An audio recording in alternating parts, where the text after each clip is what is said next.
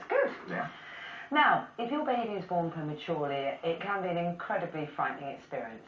Tamara Penrose gave birth to her daughter Phoenix when she was just 24 weeks pregnant. 6 months on, baby still in hospital on a specialist ward. Here's their story. I didn't feel like a mum at first.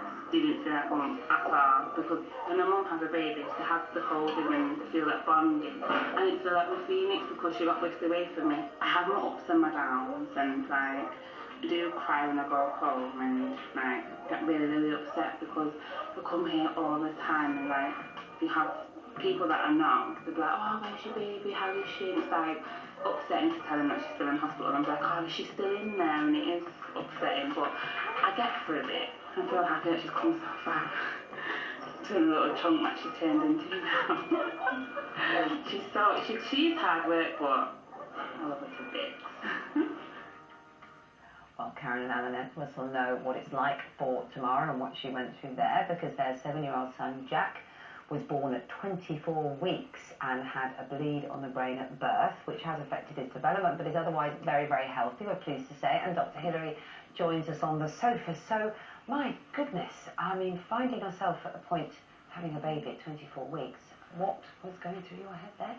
Shock, just complete and utter shock, because I think the thing is that you don't realise that a baby can actually survive at 24 weeks. There are children that actually survive at 21 weeks, you know, so it's, I mean, you're a mum yourself, you know, it's horrific. Terrifying. How much did he weigh? He's off again. He's very active, isn't he, for a 7-year-old? He's exploring, I'm afraid. I think he's going to be some kind of director. He really wants to get I'm sure. set sorted, doesn't he? I'm sure. Sorry. No, we got pictures of him when he was born, and just wondering how much he weighed. He was £1. He was £1 6 ounces. Quite a long little boy. We knew we were having a little boy because we'd had a 3D scan in Leeds 2 weeks before he was born. So we'd just gone out, just bought the bare essentials, and it would be 12 months before he would get in those bare essentials. In case you're wondering at home, if you can't relate to £1 6 ounces, take a look at this. That is just over a pound of sugar. It's a tiny palm of your hand. It's sitting on the palm of your hand. Amazing. It's amazing to think that's how big Jack was coming out. So Hilary, it's a rarity, is it perhaps, to have someone like, I know, the bleed on the brain, but otherwise a very healthy young man. Well, sort of between 1 and 8 and 1 in 10 children are born premature these days. Your own were, weren't they? They were indeed. They were born at 28 weeks, and they're 20 now. That seems incredible. But a bleed on the brain is not unusual in premature babies, and often it doesn't have any repercussions at all. It's amazing. Newborn babies' brains are constantly changing, and that blood can sometimes be reabsorbed with no ill effect. We know that from ultrasounds which show the bleed, and then the development can be normal in the future, but sometimes it can be detrimental. But that's just one complication. There's respiratory problems that can occur, infection can occur, and all sorts of things. The temperature regulation is a problem. So that's why these children can spend so long in special care. And Jack's done really well, hasn't he? I wish I had his energy. Karen, I mean, you felt unprepared, didn't you, basically? Both of you did.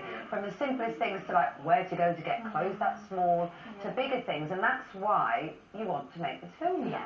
I think it's important because, like Dr. Hilary has said, this is quite a common, problem, and we want to highlight, the fact that these children are born. I mean, the Nuffield Council tried to, stop children being treated under 26 weeks in this country. We managed to get that overturned 6 years ago by showcasing Jack, So these children do survive, and it's important that this work is continued, really. And this film was all yours. Absolutely, yeah. I mean, prior to Jack being born, I'd written and directed about a dozen short films, had them shown at film festivals, Cannes, Edinburgh, etc. So when Jack was born, I thought this emotional rollercoaster journey, the whole thing from just before being born through the 4 months in intensive care, I'd never seen that in a movie before.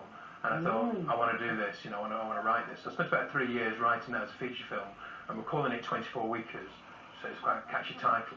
Last year we shot a trailer for the film, which is now online.